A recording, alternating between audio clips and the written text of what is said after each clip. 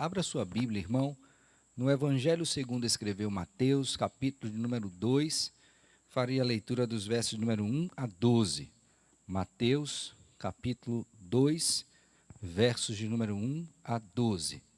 Nós vamos abrir a escritura, deixá-la aberta, vamos orar ao nosso Deus e em seguida iniciaremos a explicação e aplicação desse texto. Mateus, capítulo 2, versos de número 1 a 12. Vamos orar. Bondoso Deus, neste momento do culto prestado ao Senhor, tomamos a Tua palavra em nossas mãos, a fim de ler a mesma. Pedimos desde já que o Senhor nos abençoe com o Teu Santo Espírito, de tal sorte que, iluminados pelo Senhor a partir da leitura, e certamente por meio também da explicação e aplicação, sejamos instruídos, alimentados e conformados à imagem daquele que nos recriou, o Senhor Jesus Cristo. Dá-nos da Tua graça, Senhor, para isto. Não permita que os nossos pensamentos sejam tomados por outra coisa qualquer que não seja ouvir a Tua voz. Fala conosco, ó Deus, nós te pedimos, a começar em mim. E isto em nome de Cristo Jesus, nosso Senhor e Salvador, com perdão dos nossos pecados. Amém. Assim nos diz a palavra do Senhor, Mateus capítulo 2, versos de número 1 a 12. Tendo Jesus nascido em Belém da Judeia, em dias do rei Herodes, eis que vieram os magos do Oriente a Jerusalém, e perguntavam: onde está o recém-nascido rei dos judeus? Porque vimos a sua estrela no Oriente e viemos para adorá-lo. Tendo ouvido isso, alarmou-se o rei Herodes e com ele toda a Jerusalém. Então, convocando todos os principais sacerdotes e escribas do povo, indagava deles onde o Cristo deveria nascer. Em Belém da Judeia, responderam eles, porque assim está escrito por intermédio do profeta: e tu, Belém, terra de Judá, não és de modo algum a menor entre as principais de Judá, porque de ti sairá o guia que há de apacentar a meu povo Israel. Com isto, Herodes, tendo chamado secretamente os magos, inquiriu deles com precisão quanto ao tempo em que a estrela aparecera. E enviando-os a Belém, disse-lhes: ide informar-vos cuidadosamente a respeito do menino, e quando tiverdes encontrado, avisai-me para eu também ir adorá-lo. Depois de ouvirem um rei, partiram. E eis que a estrela que viram no oriente os precedia, até que chegando parou sobre onde estava o menino. E vendo eles a estrela, alegraram-se com grande e intenso júbilo. Entrando na casa, viram o menino com Maria, sua mãe, prostrando-se, o adoraram. E abrindo os seus tesouros, entregaram-lhe suas ofertas, ouro, incenso e mirra. Sendo por divina advertência prevenidos em sonho, para não voltarem à presença de Herodes, regressaram por outro caminho à sua terra. Amém. Meus irmãos, nós aqui na igreja temos vivido dias de grande abundância no que diz respeito à geração de filhos. Dá até para a gente contar usando as duas mãos. Essa só não seria suficiente. Alguns já nasceram, na verdade 3, e aguardamos os demais. Mas eu creio que seja prática comum para todos nós, na medida em que nasce uma criança, não somente termos em nosso coração alegria por ver aquela criança vindo à luz, mas também a disposição de alguma forma, para que de alguma forma possamos agraciar aquela criança, dando-lhe uma pequena lembrança, um presente. Esta é uma forma que nós encontramos para materializar a alegria, o gozo que temos ao ver uma criança que vem ao mundo. Mas se essa disposição está em nós para o nascimento que acontece ordinariamente na humanidade, qual deveria ser então a nossa disposição quando o Rei Jesus nasce? qual deveria ser a disposição do nosso coração para buscar, para chegar até Ele? O que haveríamos de levar? Quais seriam os riscos que correríamos por entender que essa fosse, e de fato era, a ocasião mais importante da nossa vida, nos deparar diante do Rei? Quando nós lemos esse texto, irmãos, que acabamos de ler de Mateus capítulo 2, e também fazemos a leitura do Salmo de número 99, eu queria que você abrisse aí, você vai perceber que os judeus cultivavam essa esperança, e para eles, estar diante do rei deveria ser um momento de intenso júbilo e adoração. Salmo de número 99 diz assim: reina o Senhor, tremam os povos, Ele está entronizado acima dos querubins, abale-se a terra. O Senhor é grande em Sião e sobremodo elevado acima de todos os povos. Celebrem eles o teu nome, grande e tremendo, porque é santo. És rei poderoso, que ama a justiça, tu firmas a equidade, executas o juízo e a justiça em Jacó. Exaltai ao Senhor nosso Deus e prostrai-vos ante os cabelos de seus pés, porque Ele é santo. Então este é um dos salmos, chamados salmos reais, que quando você lê, você se depara com a grandeza do rei e a atitude que nós deveríamos ter. Mas o que esse texto nos informa, de Mateus capítulo 2, é que isso não foi comum a todos. E Mateus vem trazendo a ideia, e é bom que você relembre isto, de que Jesus Cristo é o rei dos judeus. Ele é o rei dos reis, ele é o salvador do cosmos. Ele veio para salvar o seu povo dos pecados deles. Jesus Cristo é afirmado, digo, segundo o Evangelho de Mateus, no capítulo 1, como aquele que descende tanto de Davi quanto de Abraão. Mateus capítulo 1, do verso 1 ao 17, fala isso. Também Mateus fala acerca do seu nascimento, que foi um nascimento sobrenatural. E tudo isto revelando, mostrando, comprovando que ele é de fato o cumprimento das profecias. Mas eis que agora o menino nasce. Mas o que é de se espantar é que aqueles que deveriam honrar ao rei, conforme a instrução que já existia no Antigo Testamento, não o fazem. E o que é mais surpreendente ainda é que os menos prováveis, na verdade os improváveis, são aqueles que são dirigidos pelo Senhor para adorar ao Rei Jesus, ainda criança.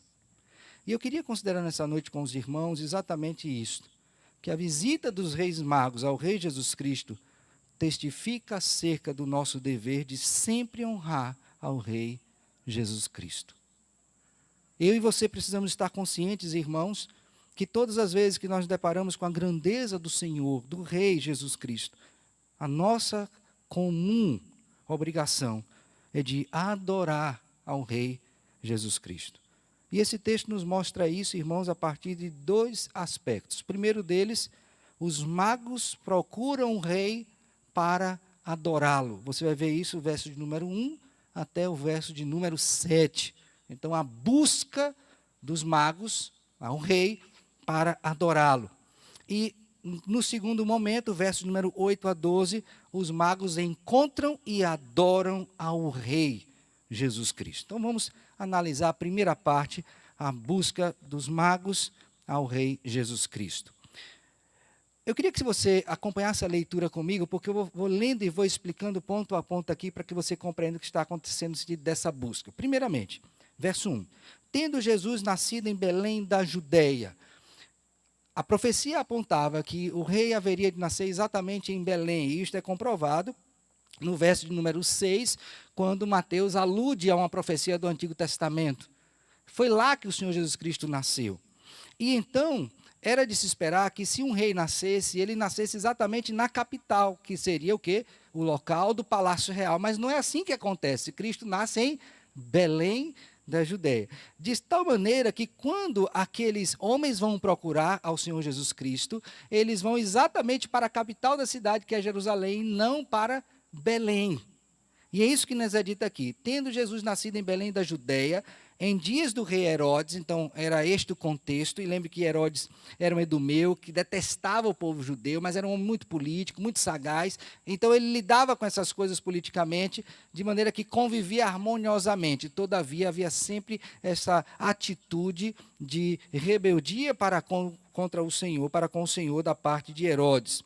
Então esses homens vieram nos dias do rei Herodes, e vieram os magos do Oriente a Jerusalém.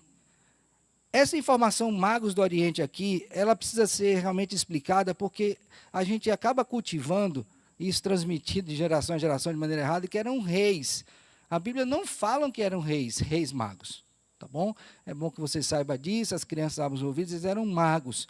E nessa particularidade, eles eram aqueles homens que eles estavam voltados para o estudo dos astros. Então, eles faziam isso. Alguns realmente praticavam artes mágicas, mas não é o caso aqui. O que se observa é que esses homens, eles tinham esse tipo de conhecimento, e isso lhes favoreceu para que eles chegassem até a este lugar. Certamente Deus, em sua soberania, os guiando. E eles também vieram do Oriente. Então você não tem informação de que eram reis, você não tem informação de que eram três, você não tem informação de que eles eram homens dotados dessas artes mágicas. Eles eram magos, cuja tradução melhor aqui se adapta exatamente a esse estudo dos astros. Mas aí o texto prossegue, e uma vez que esses homens chegaram a Jerusalém, eles fizeram uma pergunta que inquietou a cidade. E a pergunta está aí no verso de número 2. Imagine você, chegar alguém em Teresina, trazendo então uma pergunta, e essa pergunta abalar toda a cidade, todo mundo ficar falando acerca disso. E qual era esta pergunta? E esta pergunta era a seguinte: onde está o recém-nascido rei dos judeus?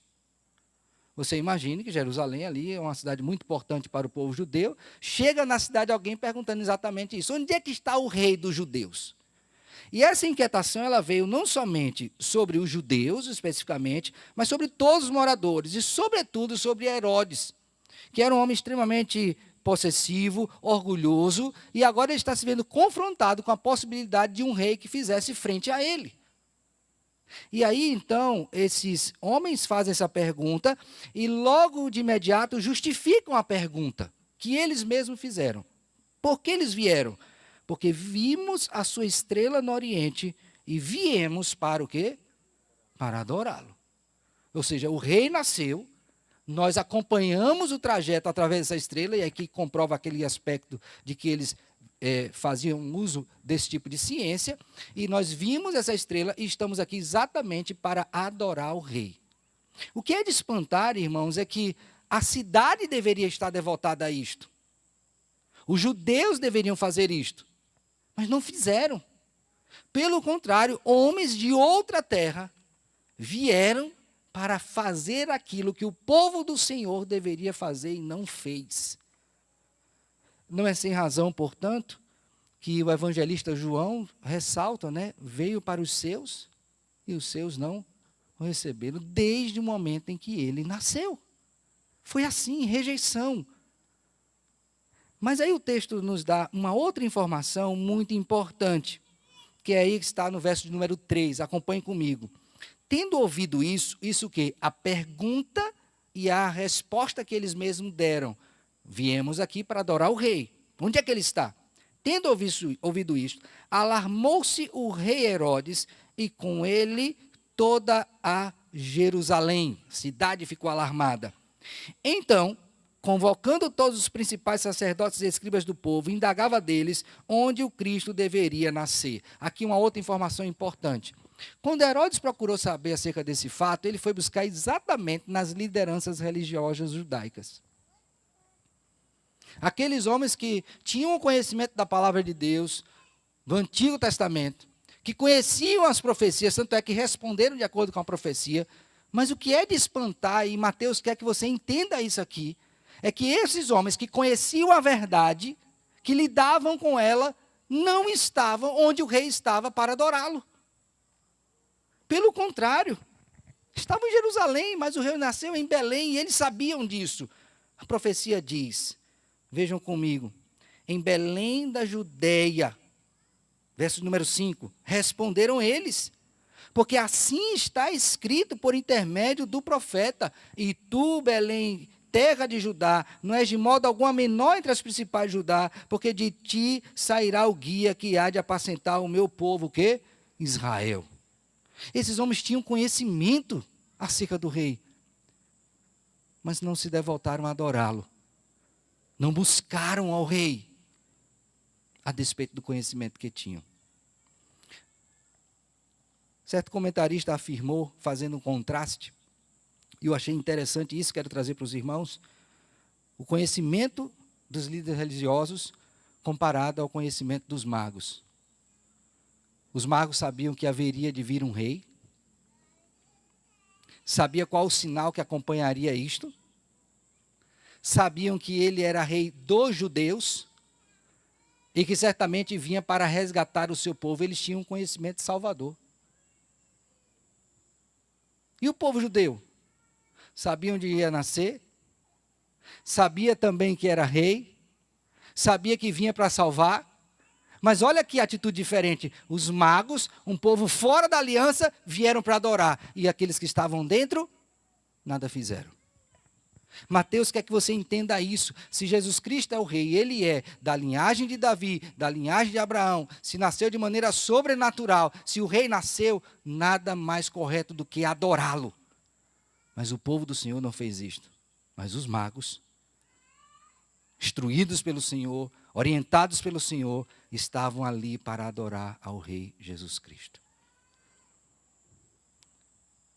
No verso de número 7, portanto, você tem a conclusão dessa busca, porque após a resposta dos líderes religiosos, Herodes diz algo.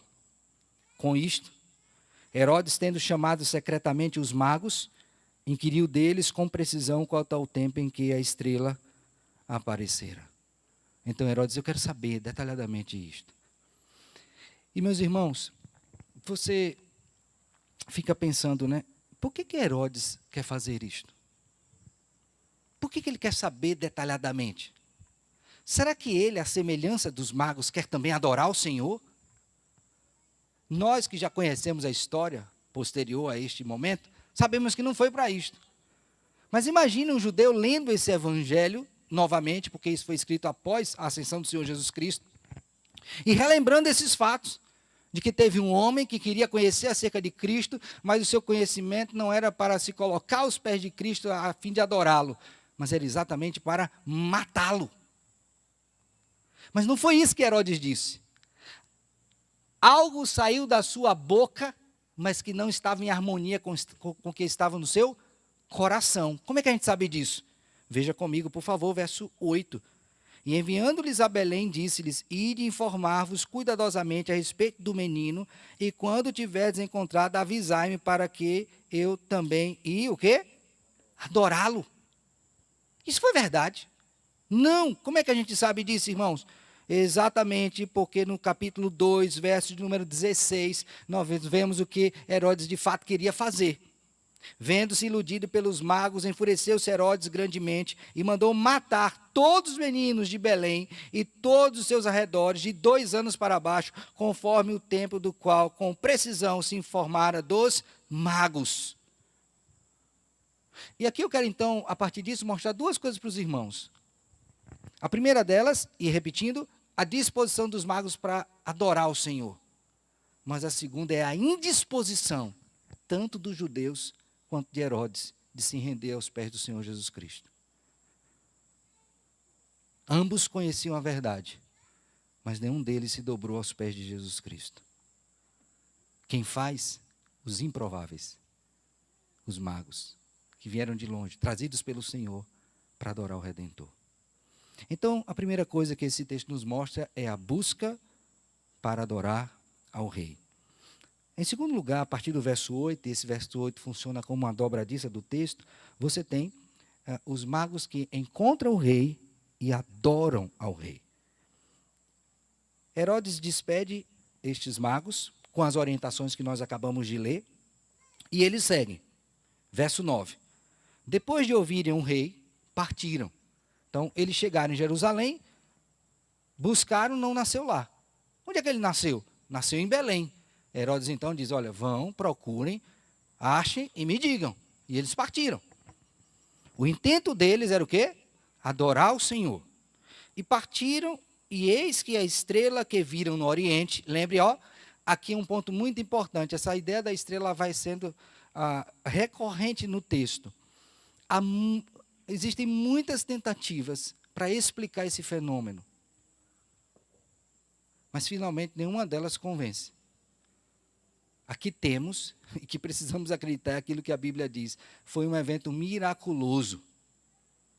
Deus, de alguma maneira soberana, agiu para deixar a estes esse sinal, cumprindo o que a profecia estabelecia, para que eles pudessem chegar exatamente a este ponto a que haveriam de chegar, diante do rei. Então, eu não vou perder tempo aqui, não é? Ou investir tempo, explicando as teorias, mas eu quero que vocês saibam disso. Precisamos crer no que Deus está dizendo na sua palavra, que foi um evento miraculoso. Então, o nascimento de Cristo veio acompanhado de eventos miraculosos. O primeiro dele foi a sua concepção. E agora este. Então, lembre disso. Não é um rei qualquer que está chegando. É o Rei dos Reis. É o Senhor dos Senhores. E tudo isso está acontecendo de acordo com a profecia que estava no Antigo Testamento. Então eles vão, seguindo a estrela que os precedia, até que, chegando, parou sobre onde estava o quê? O menino. Então você imagina, né? Ele vem do Oriente seguindo a estrela, e no momento que chega no local onde o rei está, a estrela para. E eles entendem que é ali o local. Como foi isso? Logicamente, a ação do Senhor, Deus os guiando. É este o local. E aí o texto diz, verso número 10. E vendo eles a estrela, veja, nunca disse que eram 3, viu? Vendo eles a estrela, alegraram-se com grande e intenso o quê? Júbilo. Então, nesse momento que eles viram a estrela e a estrela parou, o que foi que veio ao coração desses homens? Alegria indizível. Aí alguém perguntaria, por quê? Porque a estrela parou? Não. Pelo que representava. Este era o sinal que foi dado de que o rei estaria ali. Então eles se alegraram porque eles sabiam que haviam de se encontrar com o rei. E que Deus havia guiado até aquele momento para este encontro que certamente mudaria a vida desses homens por todo sempre. Alegria. Irmãos, não dá para a gente ler aqui, porque no português não dá para você perceber, mas se você observar as palavras que foram usadas por Mateus para escrever essa alegria, eu creio que este é o único lugar na Escritura em que esse momento se dá, salvo quando da consumação. É uma alegria incomparável. Tanto é que ele usa aqui na tradução expressões para traduzir isso. Com grande, já é grande. Mas ele usa um outro intensificador, o quê? Intenso júbilo.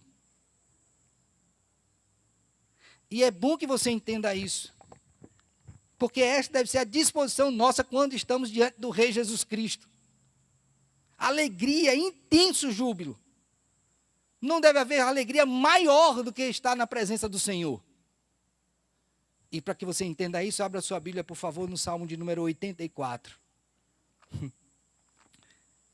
Salmo de número 84. É possível que você conheça esse salmo pela música, que nós cantamos aqui diversas vezes. Eles quão amáveis são os teus tabernáculos, Senhor dos exércitos. A minha alma suspira e desfalece pelos átrios do Senhor. O meu coração e a minha carne exultam pelo Deus vivo. O pardal encontrou casa e a andorinha ninho para si, onde acolhe os seus filhotes. Eu, os teus altares, Senhor dos exércitos, Rei meu e... Olha a alegria desse homem. Aí ele usa a expressão, bem-aventurados que habitam em tua casa, louvam-te perpetuamente. Bem-aventurado o homem cuja força tem em ti, em cujo coração se encontra os caminhos, o quê? Aplanados, o qual, passando pelo variado, faz dele um manancial de bênçãos, o cobre, a primeira chuva, vão indo de força em força, cada um deles aparece diante de Deus em Sião. Esta é a alegria que aqueles homens experimentaram. E ao final deste salmo, eles dizem, prefiro estar à porta da casa do meu Deus do que na tenda da perversidade. Um dia nos teus átrios valem mais do que 1000. Alegria. Então esses homens que buscavam o rei, quando viram a estrela para lá, eles se alegraram, porque sabia que o rei estava ali. Mas eles não ficaram estáticos. O que é dito? Verso 11, volte lá para Mateus 2. Entrando na casa, aqui um detalhe, crianças, abram bem os ouvidos. Você lembra daquele presépio de Natal? Lembra do presépio? Vocês já viram um presépio, né? Eu imagino. E no presépio está lá a figura de Jesus na manjedoura e os magos, que são chamados de reis, não são reis, do lado trazendo os presentes, não é isso? Como se eles tivessem chegado na hora do nascimento de... Não, não foi assim. Eles não chegaram na hora que Cristo nasceu. Porque lembre que ele nasceu na estrebaria. E basta uma simples leitura do texto para você perceber isso. E quando eles chegaram ao Senhor Jesus Cristo, onde é que Cristo estava? Numa casa. Então, possivelmente, o trajeto entre a cidade deles e o local de Belém duraria pelo menos 1 ano. E ele usou a expressão o recém-nascido. Ou seja, já tinha nascido. Então, quando ele entra na casa, ele vê o Senhor Jesus Cristo. Não é aquele bebezinho que tinha acabado de sair do ventre, por favor. E viram o menino com Maria, sua mãe. Prostrando-se, o adoraram. Coisa importante aqui. Preste bem atenção nisso. Estavam lá naquela cena. Os magos, não sabemos quantos, Maria e o bebê. Diante de quem eles se prostraram? Diante de quem? De Cristo. Não foi de Maria. Foi do Rei Jesus. Aquele de quem a própria Maria disse que era o seu Salvador, quando entoou o cântico. Os magos adoraram ao Rei Jesus Cristo. Tanto é que o termo diz prostrando-se ou adoraram. Não está no feminino, irmãos. Então a primeira atitude deles, quando viram o rei, foi de quê? De prostração. Aqui é uma palavra muito importante. É prostrar, é se deitar e encostar a testa na terra, no chão. E isso revela o quê? Aquele diante do qual me prostro é maior do que eu, é mais digno, a honra é dele, nunca minha.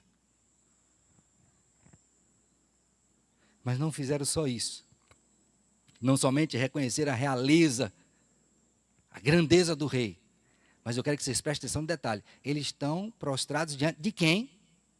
De Jesus com 30 anos? Não, de um recém-nascido, entre 1 a 2 anos. Então eles estão se prostrando diante de uma criança. Então eles estão olhando para aquela criança com olhos de fé.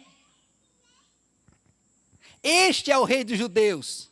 Eu creio que esta criança que nasceu é a criança prometida que vai crescer, vai cumprir sua missão e vai salvar o seu povo. Fé salvadora. Os meninos estão nascendo hoje, né? E às vezes os pais, eu creio, né? Que seja assim, olha para o menino e diz, vai ser um médico, vai ser um advogado, vai ser um jogador. Pastor, o povo não diz muito não, porque tem medo, né? Mas vai ser um pastor. Você faz essa proposta, né, esse pensamento com fé que vai dar certo. Você não sabe. Ninguém sabe. Mas aqueles magos olharam para aquela criança e disseram, esse é o rei que vai salvar o mundo. E eu vou me prostrar diante dele. Fé no Redentor. Mas não para por aí. Depois que eles adoraram, ato contínuo, abriram seus tesouros e entregaram de suas ofertas. Lembra que eu disse que quando nasce alguém a gente vai e entrega um presente? Aí eles abriram e trouxeram 3 presentes. Eu gostei muito de uma fala nesse sentido com relação aos presentes, porque de alguma forma testificam acerca do ministério do Senhor Jesus Cristo. Quais foram os presentes? Ouro, realeza do rei.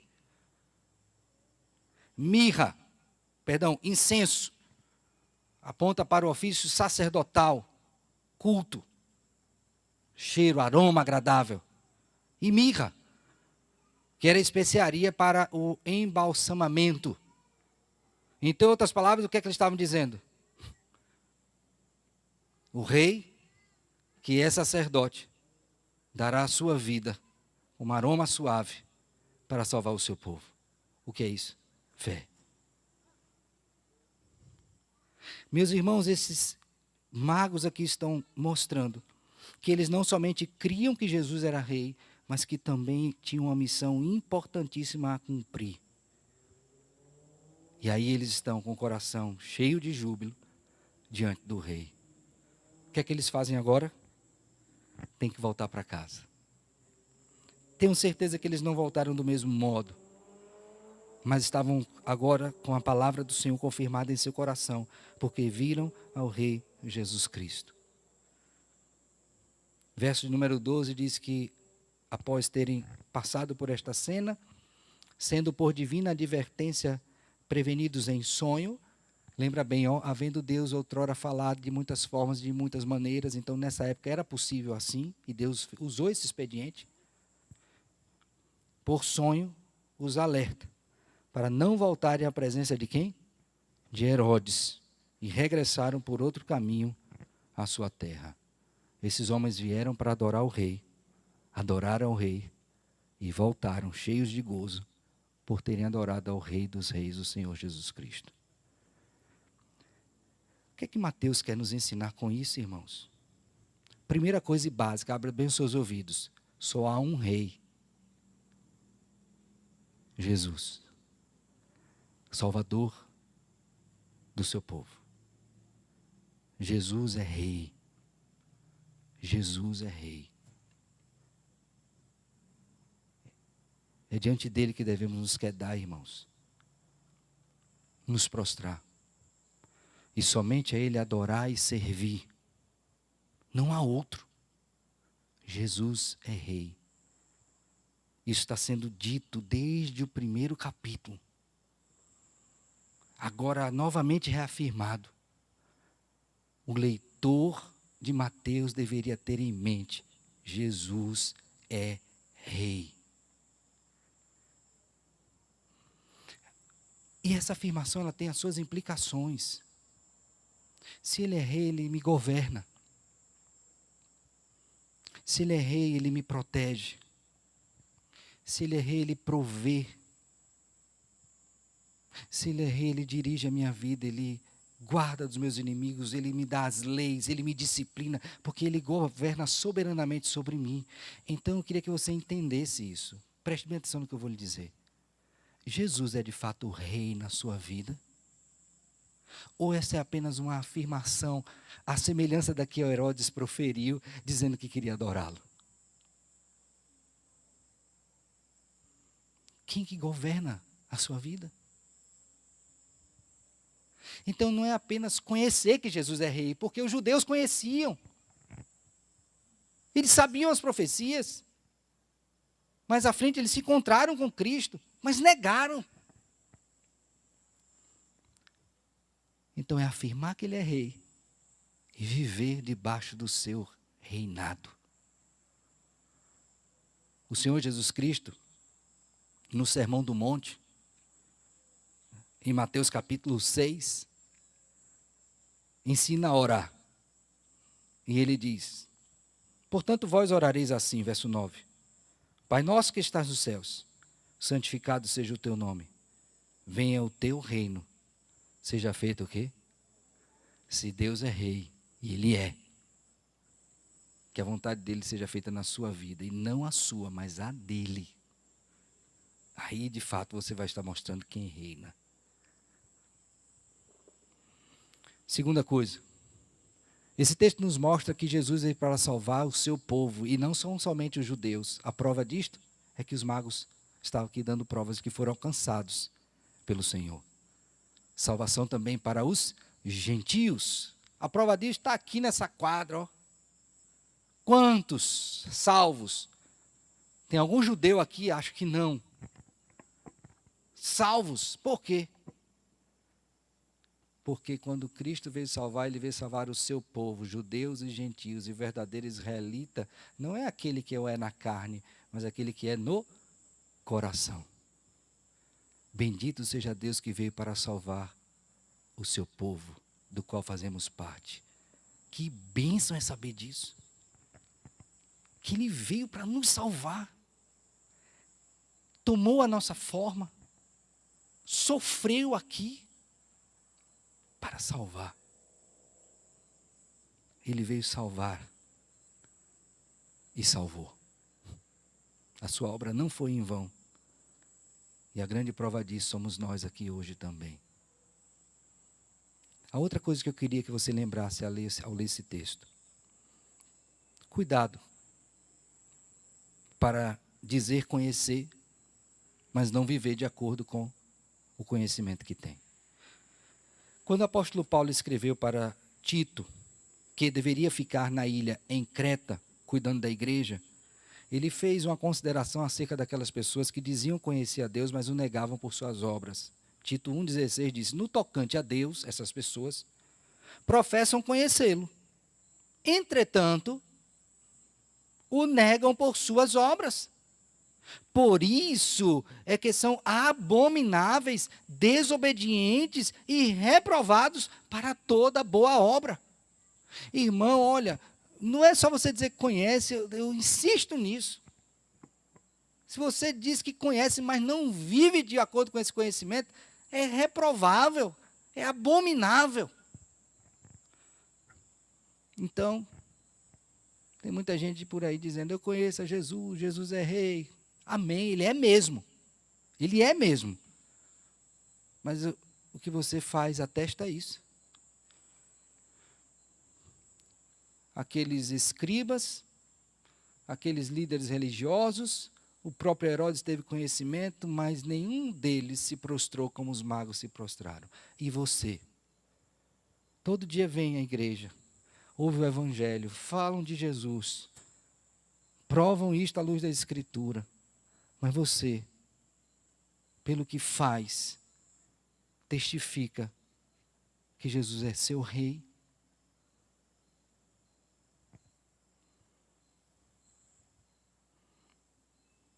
A última coisa que eu queria considerar com os irmãos é a necessidade de fé salvadora. Nós sabemos que a Bíblia diz que sem fé é impossível agradar o quê? A Deus. Porque é necessário que todos aqueles que se aproximam de Deus creiam primeiro que Deus existe, Hebreus 11:6, e que se torna galardoador dos que o buscam. Meu filho, olha, fé, como aqueles magos tiveram, de olhar para uma criança e saber que ele seria o rei vencedor. Aí eu pergunto para você que está aqui hoje: você de fato crê em Jesus?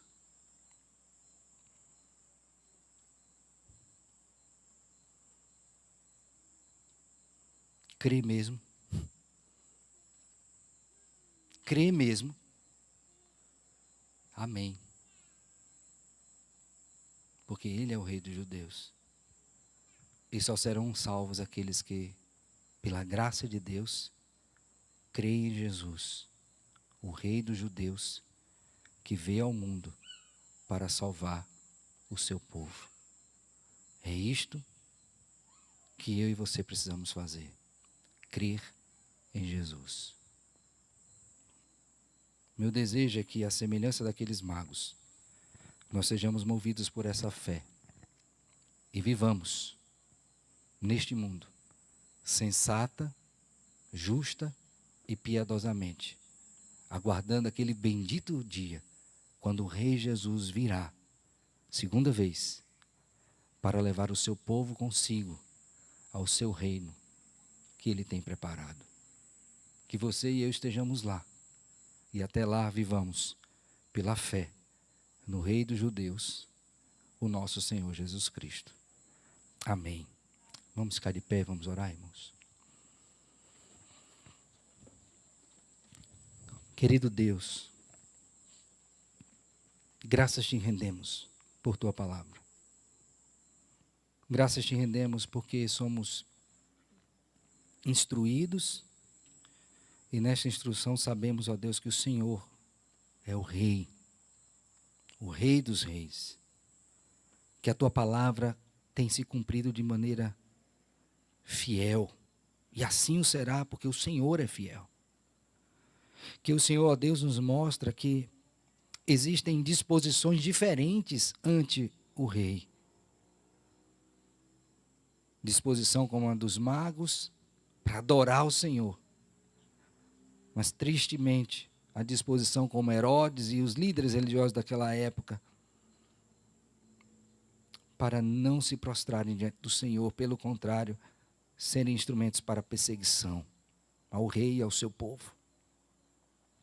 Tenha misericórdia de nós, nos ajude, Senhor, a que não somente professamos que o Senhor é rei, mas também, ó Deus, vivamos de acordo com esta profissão, que é bíblica, que é verdadeira, que o Senhor é rei e governa a minha vida.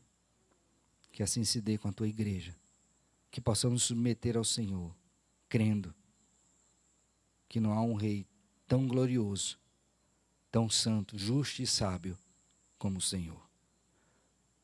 A alegria que aqueles magos tiveram, que o Senhor nos dê a graça de tê-la também, todos os dias da nossa vida, diante do Senhor, o nosso Rei.